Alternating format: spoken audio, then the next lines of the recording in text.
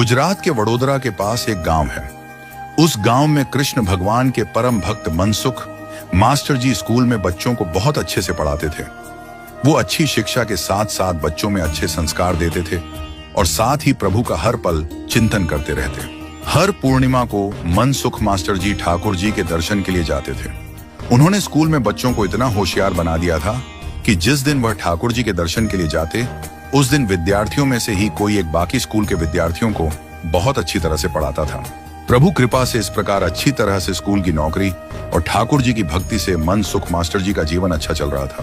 पर गांव के कुछ ईर्ष्यालु लोगों ने वडोदरा के शिक्षणाधिकारी से मनसुख मास्टर जी की शिकायत कर ये कहा, हमारे गांव के मास्टर जी बच्चों को पढ़ाने के बदले ठाकुर जी के दर्शन के लिए चले जाते हैं, जिससे बच्चों की पढ़ाई खराब होती है, उन्हें उचित शिक्षा नहीं मिलती है। 2 बार जांच करने के लिए शिक्षणाधिकारी के ऑफिस से कुछ साहब आए, पर उस दिन पूर्णिमा न होने के कारण मनसुख मास्टर जी स्कूल में हाजिर थे और स्कूल की प्रार्थना और बच्चों की पढ़ाई और संस्कार देखकर जांच अधिकारी बहुत खुश हुए और उन्हें इनाम देकर गए।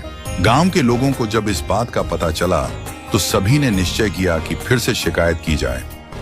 इस बार स्पष्ट शब्दों में पूर्णिमा के दिन जांच की जाए, ऐसा लिखा गया जिससे मास्टर जी हाथों हाथ पकड़े जाएं और इस बार शिक्षणाधिकारी स्वयं जांच के लिए आए, इस बात पर जोर दिया गया था। इस बार पूर्णिमा के दिन सुबह की पहली ट्रेन से मास्टर जी ठाकुर जी के दर्शन के लिए निकल गए। दूसरी ओर ठीक 11 बजे स्कूल में जांच के लिए शिक्षणाधिकारी साहब गांव में आए। इधर मास्टर जी की पत्नी को जब इस बात का पता चला कि गांव में जांच के लिए साहब आए हैं और मास्टर जी ठाकुर जी के दर्शन के लिए गए हैं, तुरंत वह दौड़ती दौड़ती घर में गई और ठाकुर जी की मूर्ति के समक्ष घी का दीपक जलाया और ठाकुर जी से कहने लगी, हे ठाकुर जी, मेरे पति की नौकरी चली जाए उसकी, मुझे कोई चिंता नहीं, पर कल सुबह जब यह बात सभी को पता चलेगी कि आपके दर्शन करने गए मास्टर जी की नौकरी चली गई, तो आप पर कौन भरोसा करेगा? हे ठाकुर जी, हमारी लाज रखना।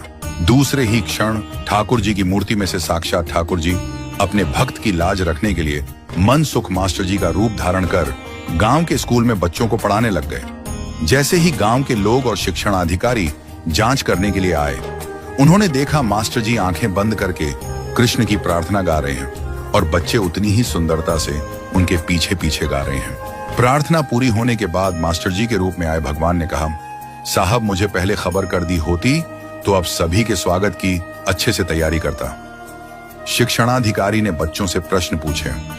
होशियार बच्चों ने सभी प्रश्नों के अच्छे से जवाब दिए। बच्चों की शिक्षा और संस्कार देखकर शिक्षणाधिकारी